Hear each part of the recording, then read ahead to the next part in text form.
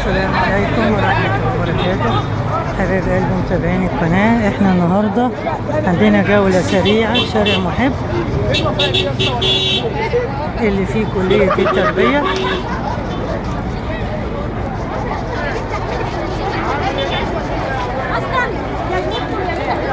اول ما كده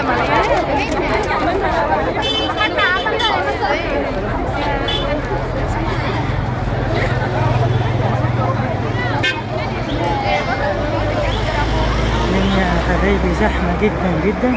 كلية التربية عندها امتحانات، وبعدين مدرسة الثانوية الصناعية الميكانيكية.